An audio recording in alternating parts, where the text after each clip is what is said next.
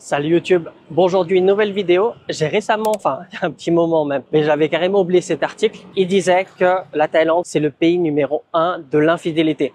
Et je voulais qu'on parle de ça. Alors sans spoiler, je sais pas si je dirais que c'est le numéro 1, mais en tout cas c'est vrai que je pense qu'en Thaïlande, l'infidélité est plus élevée que dans d'autres pays, notamment la France. Et je vais vous expliquer tout ça dans cette vidéo. Mais avant de continuer cette vidéo, comme vous avez l'habitude, une petite pub si jamais vous souhaitez apprendre le thaï. Quand je dis apprendre le thaï, c'est apprendre le vrai thaï, celui qu'on utilise au quotidien, dans la vie de tous les jours, pas celui de l'école. J'ai créé une formation complète auquel je vous explique comment moi j'ai fait personnellement pour parler thaï couramment, comme vous pouvez le voir à travers mes vidéos micro-trottoirs ou mes interviews avec les Thaïs. Je vous mets le lien dans la description et si jamais vous avez des questions concernant la Thaïlande, l'expatriation, j'ai créé des appels personnalisés, Calendly. On passe 1 heure ensemble, soit par téléphone, soit par visio, comme vous voulez. Et je réponds à toutes vos questions. Encore une fois, le lien est dans la description. Alors, fin de cette petite pub.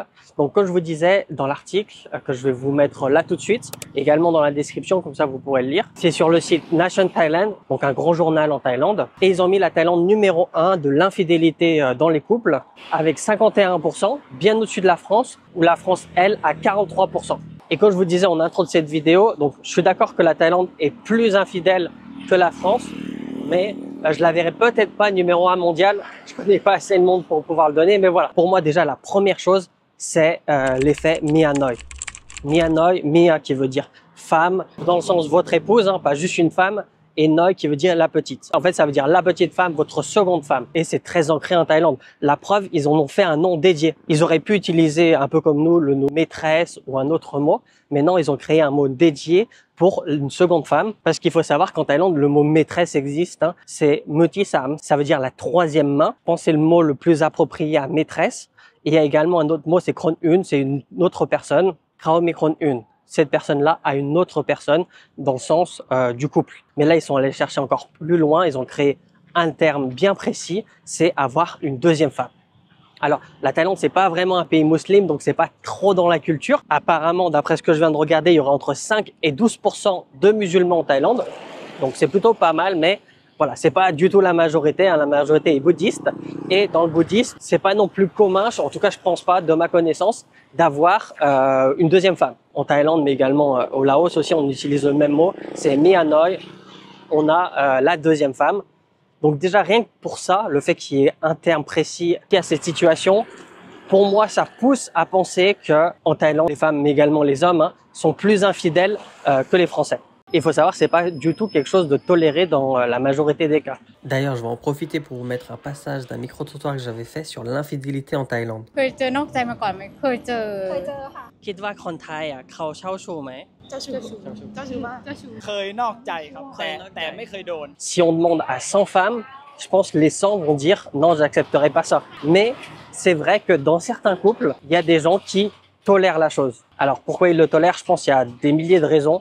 Peut-être des fois c'est pour pas casser la famille, pour pas perdre la face, j'imagine. Et également parfois parce que la femme est tellement dépendante de l'homme en Thaïlande qu'elle peut pas le quitter et se retrouver toute seule à tout recommencer à zéro avec un salaire dérisoire. Alors que là, elle a une vie confortable. Donc déjà, je pense que c'est la première raison pourquoi certains couples peuvent l'accepter. Mais vraiment, c'est pas quelque chose de classique. Demandez à votre copine thaïlandaise, est-ce que tu accepterais qu'on soit marié et que j'ai une deuxième femme? Il y a très peu de chances qu'elle vous dise oui. Il y a d'ailleurs une autre légende qui est ancrée, c'est... Écoute bien, si tu me trompes, je vais te couper le zizi. Quoi? Comme ça. D'accord. Donc je pense que c'est pas pour rien que cette légende existe. Mais maintenant, dans les faits, c'est vrai que la Mia Noi existe. Dans certains couples, comme je vous le disais, il y a des personnes qui peuvent être acceptées et des personnes qui ont des vies cachées. D'ailleurs, vous pouvez le voir dans les séries, les dramas surtout, les dramas thaïlandais. Dans tous les dramas, je pense, vous avez des épisodes qui sont liés à ça. Ça veut dire le mari a une deuxième personne. Parce que c'est plus souvent ça. C'est plus le mari qui a une nouvelle personne plutôt que la femme qui a une nouvelle personne. Dans les séries du monde, parce que peut-être ça reprend le point que je vous disais dans lequel l'homme soutient financièrement toute la famille et donc s'il a suffisamment d'argent pour prendre soin de tout le monde, il peut se sentir dans le droit, je mets des gros guillemets, à s'occuper d'une deuxième personne. Et c'est également plus simple parce qu'on va en revenir, mais l'argent en Thaïlande c'est extrêmement important. J'en ai parlé dans toutes les vidéos. Qu'on le veuille ou non, culturellement, c'est pas la chose primordiale, mais facilement numéro 2. Ensuite, je voulais vous parler des choses mises en place en Thaïlande qui fait pourquoi c'est aussi facile de tromper, d'avoir une deuxième femme en Thaïlande.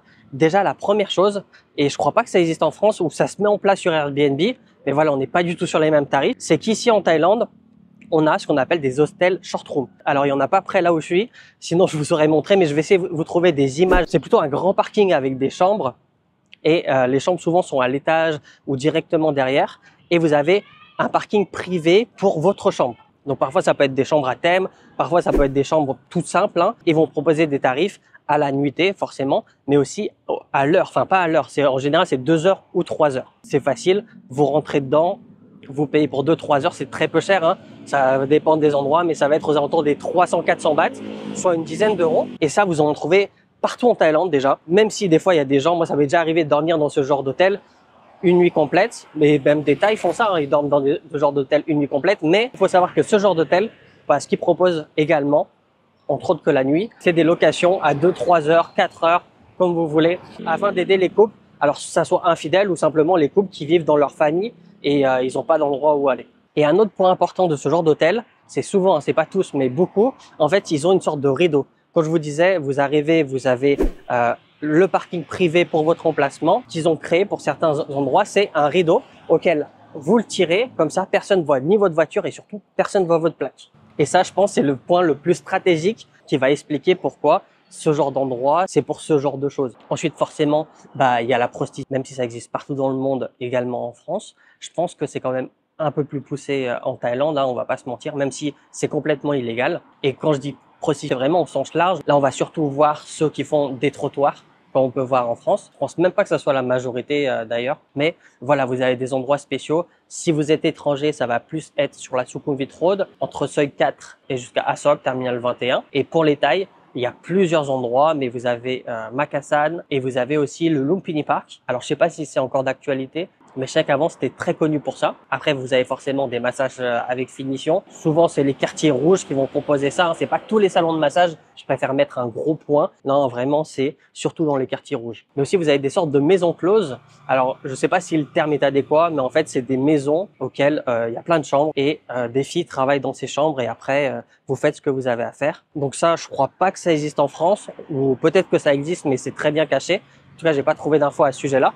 Mais vous avez une chose également que vous avez en France, c'est les escortes. Voilà, vous avez des sites auxquels vous avez des milliers de profils et vous pouvez choisir la personne. Et tout ça, en fait, c'est des tarifs vraiment accessibles. Tu peux trouver des trucs entre 1000, 1500 bahts. Bien sûr, ça peut monter à des sommes astronomiques, mais à l'échelle locale, franchement, c'est accessible à n'importe qui. Ça peut être très facile d'aller dans ce genre d'endroit. D'ailleurs, c'est assez marrant en Thaï. On dit pas aller au P, on dit voyager. C'est drôle, on utilise le mot voyager. C'est est-ce que tu veux voyager? C'est assez drôle. Je trouve que ça prouve à quel point il y a une légèreté dans ça en Thaïlande. Parce que nous, ça peut paraître un peu vulgaire, même on peut avoir honte, mais les Thaïs, vraiment, entre eux, ils parlent de ça normal. Moi, je sais qu'à l'époque où je m'entraînais, je boxais, du coup, il y avait des entraîneurs. Et le jour de la paye, ils allaient tous voir des filles. Alors, pas tous les entraîneurs, mais ils utilisaient 1000, 1500 bahts, 2000 bahts au début du mois pour aller voir les filles. Puis après, ils reprenaient leur vie et ils attendaient que la paye retombe pour re-aller voir les filles. Et pourtant, ils étaient tous mariés, avec enfants, mais ils vivaient tout seuls au camp parce que leur famille était restée dans leur village. J'espère que j'étais assez précis pour vous montrer à quel point qu'ici, c'est vraiment très accessible et c'est vraiment très ouvert. Les gens vous en parlent normal quand vous êtes un peu proche. Forcément, si vous rencontrez quelqu'un là dans la rue, il va pas vous dire ouais, la semaine dernière, je suis allé voyager. Mais si vous les connaissez un peu, sans être super proche, parce que voilà, c'était mon entraîneur, on fait pas des soirées ensemble, on mange ensemble de temps en temps, on s'entraîne ensemble, on rigole ensemble, mais on n'est pas non plus extrêmement proches. On va pas partir en week-end ensemble. Mais il disait ça normal, vraiment très décomplexé. Et encore une fois, ça vous montre à quel point c'est accessible à tout le monde parce que les entraîneurs, ils touchaient pas des 1000 et des 100. Ils avaient de mémoire, je pense, un salaire autour justement des 15 000 bahts, un peu plus parfois parce que quand on finissait le combat, on leur donnait un petit billet, un petit pourboire. Après, ils avaient très peu de dépenses parce qu'ils vivaient au camp, ils étaient nourris, voilà. L'argent qu'ils faisaient, ils l'envoyaient à leur famille, ils l'utilisaient au quotidien pour vivre. Et parfois, quand ils avaient un petit peu d'argent, ils utilisaient pour s'amuser. Et ensuite, le dernier point, ou l'avant-dernier point plutôt, c'est la facilité dans les boîtes de nuit. Vraiment, quand vous sortez en boîte de nuit, que vous soyez Thaï ou étranger, en fait, c'est pareil. Il y a énormément de possibilités, d'occasions de finir la soirée avec quelqu'un. Et ça, sans parler d'argent.